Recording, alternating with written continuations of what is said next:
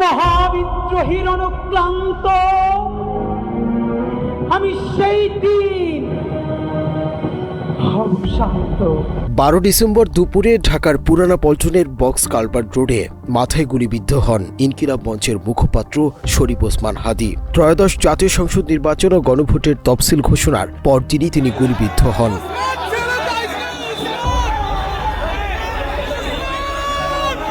এই অবস্থায় তাকে প্রথমে ঢাকা মেডিকেল, তারপরে এভারকেয়ার হাসপাতাল এবং সবশেষ উন্নত চিকিৎসার জন্য নেওয়া হয় সিঙ্গাপুরে। বৃহস্পতিবার চিকিৎসাধীন অবস্থায় রাত 9:45টার দিকে সেখানেই মারা যান তিনি।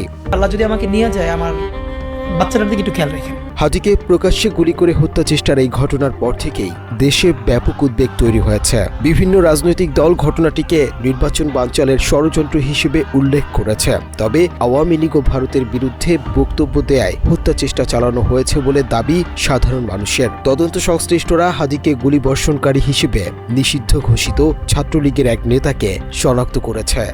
আওয়ামী লীগের, খুনি লীগের, জঙ্গি লীগের জন্ম ভারতে, তাদের মৃত্যু ভারতে হয়। আওয়ামী লীগ ও ভারত বিরোধী বক্তব্যের কারণে শরীফ ওসমান হাদী সাম্প্রতিক সময়ে আলোচিত এবং ব্যাপক জনপ্রিয় হয়ে উঠেছিলেন। গুলিবিদ্ধ হওয়ার 1 মাস আগেই হত্যার হুমকি পাওয়ার কথা প্রকাশ্যে জানিয়েছিলেন তিনি। গত নভেম্বরে নিজের ফেসবুকে দেয়া এক পোস্টে তিনি লিখেছিলেন, দেশি বিদেশি নম্বর থেকে ফোন ও মেসেজ পাঠিয়ে হত্যার হুমকি দেয়া হয়েছে তাকে। আওয়ামী লীগের খুনি সমর্থকেরা তাকে সার্বক্ষণিক নজরদারিতে রাখছে। তবে জীবননাশের আশঙ্কা সত্ত্বেও ইনসাফের লড়াই থেকে পিছিয়ে যাবেন না বলে জানান তিনি। আমাদেরকে গুলি করার আগ পর্যন্ত কোনো কিছুটা আমাদের গায়ে লাগে না। আপনি যদি আজকে আমাকে, জাবেরকে, আমাদের টিমকে মেরে ফেলেন এবং তার যদি বিচার করতে না পারেন, তাহলে নতুন কেউ জন্মাবে না। ভারতীয় আগ্রাসন এবং ফ্যাসিস্ট আওয়ামী লীগের বিরুদ্ধে নিয়মিত সরব ছিলেন ওসমান হাদী। ন্যায় ও ইনসাফ প্রতিষ্ঠায় জীবন দিতে প্রস্তুত রয়েছেন বলে বহুবার জানিয়েছেন। তিনি প্রথম আওয়াজ তুলেছিলেন, জান দেব কিন্তু জুলাই দেব না। এছাড়া জীবনের ওপর হুমকি থাকায় নানা সময়ে মৃত্যুর জন্য প্রস্তুত থাকার কথা জানিয়েছিলেন তিনি। তার বলা প্রতিটি কথা মানুষের হৃদয়ে নাড়া দিয়েছে। ন্যূনতম ওই জীবনটা লিড করতে পারলাম যে আমি একটা ইনসাফের হাসি নিয়ে আমি আমার আল্লাহর কাছে পৌঁছতে চাই। গুলিবিদ্ধ হওয়ার ঘটনার পর থেকেই প্রতিবাদের ঝড় ওঠে গোটা দেশে। আর মৃত্যুর খবর ছড়িয়ে পড়া মাত্রই রাজধানী সহ ক্ষোভে ফেটে পড়ে বাংলাদেশের মানুষ। এরই অংশ হিসেবে বৃহস্পতিবার রাত থেকেই শাহবাগে জড়ো হতে থাকে বিক্ষুব্ধ জনতা। আমার ভাই হাতি মারা গেছে, আর কোনো সুশীলতা দেখাবো না। যে সকল রাজনৈতিক দল ভারতের পাশ আসবে, ভারতের লেজুবৃত্তি করবে, তাদেরকে আমরা দেখে নিব ইনশাআল্লাহ। এক পর্যায়ে ভারতের মদতপুষ্ট ও আওয়ামী লীগের নিয়ন্ত্রিত পত্রিকা প্রথম আলো ও ডেইলি স্টারের অফিস ভাঙচুর করে আগুন ধরিয়ে দেয় তারা।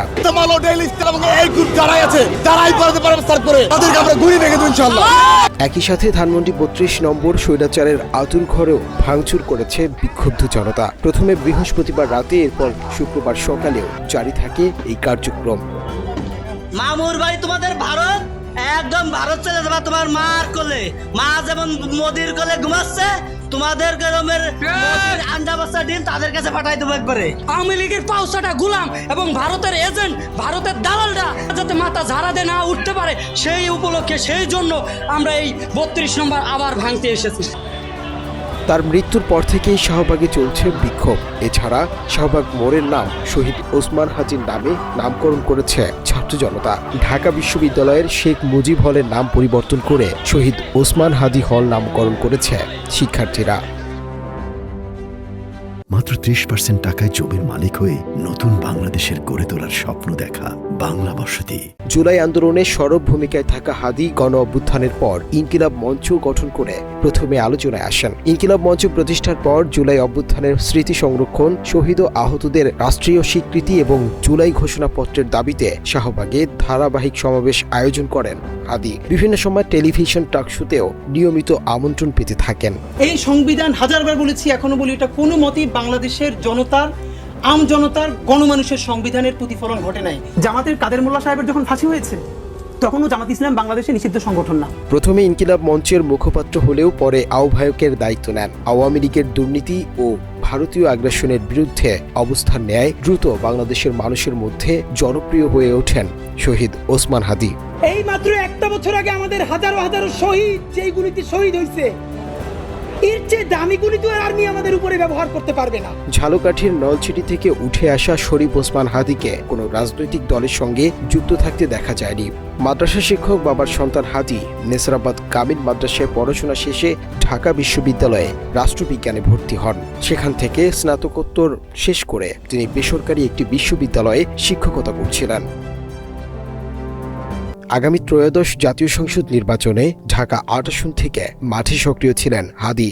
ফজরের নামাজের পর মসজিদের সামনে দাঁড়িয়ে ভোট চাওয়া, বাতাসে মুড়ি দিয়ে প্রচার, ভোটারদের কাছ থেকে অনুদান গ্রহণ ও ব্যয়ের হিসেব প্রকাশ সবই তিনি সামাজিক যোগাযোগ মাধ্যমে তুলে ধরতেন।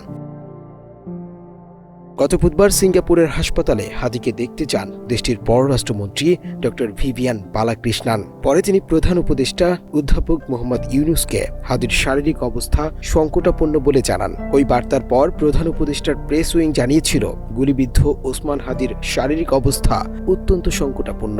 সেই ঘোষণার পর থেকে তার জীবন নিয়ে মানুষের মধ্যে শঙ্কা বাড়তে থাকে। সামাজিক যোগাযোগ মাধ্যমে সারা দেশের মানুষ তার জন্য দোয়া ও উদ্বেগ প্রকাশ করে। জুলাই গণঅভ্যুত্থানের লড়াকু যোদ্ধার মৃত্যুতে শনিবার রাষ্ট্রীয় শোক ঘোষণা করেছে সরকার। বৃহস্পতিবার রাতে জাতির উদ্দেশ্যে দেয়া ভাষণে প্রধান উপদেষ্টা ডক্টর মোহাম্মদ ইউনুস জানান, শহীদ ওসমান হাদির স্ত্রী ও একমাত্র সন্তানের দায়িত্ব নেবে সরকার। শরীফ ওসমান হাদির অকাল মৃত্যুতে আগামী শনিবার একদিনের রাষ্ট্রীয় শোক ঘোষণা করছি। শহীদ ওসমান হাদির স্ত্রী ও একমাত্র সন্তানের দায়িত্ব সরকার গ্রহণ করবে। হাদির মৃত্যুতে গভীর শোক ও দুঃখ প্রকাশ করেছে বিএনপির ভারপ্রাপ্ত চেয়ারম্যান তারেক রহমান, জামায়াতে ইসলামের আমির ডক্টর শফিকুর রহমান, জাতীয় নাগরিক পার্টি, গণ অধিকার পরিষদ, আমার বাংলাদেশ পার্টি সহ বিভিন্ন রাজনৈতিক সংগঠন। তাকে একজন সাহসী, আপোষহীন এবং দেশপ্রেমিক তরুণ নেতা হিসেবে স্মরণ করেন সবাই। সহকর্মী ও অনুসারীদের মতে তার আদর্শ ও সংগ্রামী জীবন আগামী প্রজন্মের জন্য অনুপ্রেরণা হয়ে থাকবে। এদিকে ওসমান হাদির ওপর হামলার ঘটনায় এখন পর্যন্ত 14 জনকে আটক ও গ্রেপ্তার করেছে আইন শৃঙ্খলা বাহিনী। তাদের মধ্যে প্রধান সন্দেহভাজন ফয়সালের বাবা মোহাম্মদ হুমায়ুন কবির ও মা হাসি, স্ত্রী শাহেদা পারভিন সামিয়া ও শ্যালক ওহিদ আহমেদ শিপু রয়েছেন। আমি তাই করি ভাই, যখন চাহে মন যা করি, শত্রুর সাথে গলাগলি, দই মৃত্যুর সাথে পাঞ্জা। মুনতাসির তাসরিফ, বাংলা এডিশন, ঢাকা।